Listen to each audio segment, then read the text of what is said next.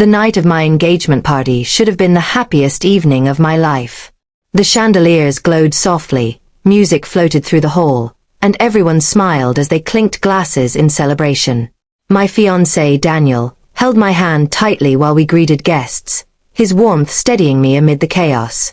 My mother, who'd always been the epitome of grace and control, was unusually quiet all night. Her smile seemed stretched, polite but hollow, as if something behind it weighed on her heavily. I tried to ignore it, thinking she was just overwhelmed by emotion. When she finally approached me, she was holding 2 glasses of red wine. Her voice was soft but strained. "For you, sweetheart. To new beginnings." I noticed the tremor in her hand.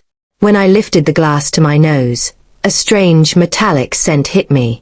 It wasn't the scent of wine I was used to. Something was off, faint but sharp. "Mom, did you pour this?" I asked with a nervous laugh. Her lips curved slightly. "Of course. From our cellar. Only the best for you tonight." I hesitated, my instincts whispering something I couldn't name. She watched me closely as I raised the glass. "Drink," she urged softly. The tone of her voice didn't sound like a request. It felt like an order. Daniel noticed my hesitation. "Everything okay?" he asked, slipping his arm around me. My mother's eyes flickered toward him, her smile tightening.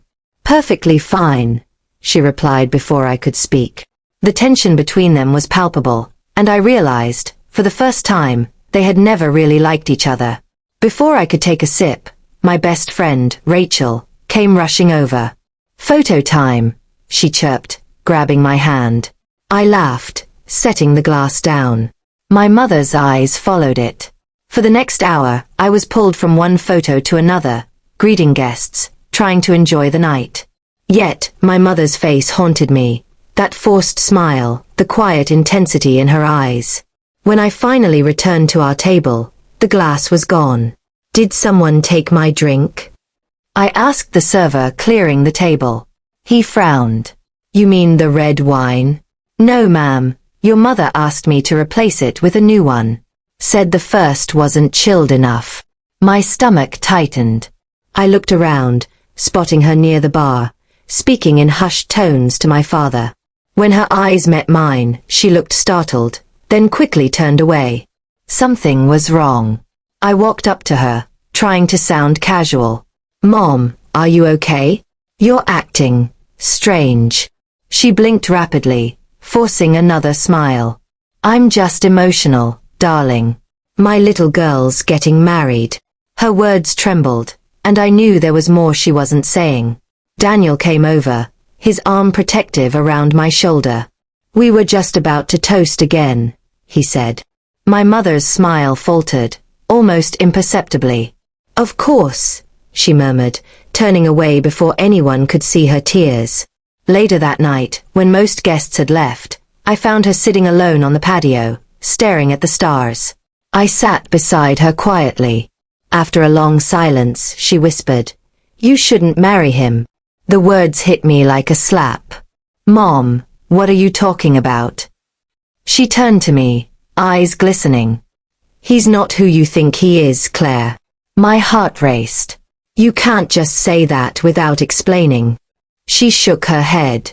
"There are things you don't know. Things that could destroy you." Anger bubbled up. "And you thought poisoning me would help?" I half joked, half accused. Her eyes widened in shock. "Poison? What are you?" She stopped, realization dawning. "You didn't drink it." My blood ran cold. "What do you mean, Mom?" Her lips trembled. "It wasn't supposed to hurt you. I only wanted to stop him." My breath caught. "What did you put in that glass?" "A sedative," she whispered. "Enough to make you dizzy, to make him call off the night, to delay the wedding. I couldn't let you marry him until you knew." My legs felt weak. "Why, Mom? What could he possibly have done?" Tears streamed down her cheeks. "Because he's been lying to you. Daniel used to work with your father. He knew about the company's corruption scandal. He took money, Claire. He made sure your father took the blame so he could start fresh. That's why your father's business fell apart. Why we lost everything. He used you to keep his name clean. I wanted to deny it, to call her paranoid, but deep inside, I remembered the day Daniel told me, "Your dad was unlucky in business, but I'll take care of you." I'd believed it. My world began to tilt. "You have proof?" I whispered. She nodded, reaching into her purse and pulling out a small flash drive. "Everything's here." I was waiting until after tonight, but I saw the way he was parading you around, and I panicked. I sat frozen, staring at the tiny piece of metal that could destroy the man I loved. That night, after everyone had gone, I confronted Daniel. His face went pale when I mentioned the flash drive. He didn't deny it. He just said quietly, "It's not what you think." But it was. Everything unraveled. The charm, the promises, the fairy tale, all lies built on my family's ruin. We called off the engagement that very night. Months later, after the truth came out, Daniel fled the city. My father's name was finally cleared, but my heart wasn't the same. Now, whenever I see a glass of red wine, I think of that night. My mother's strange smile, the scent that saved me, and the truth that almost came too late. She hadn't been trying to hurt me. She had been trying to save me.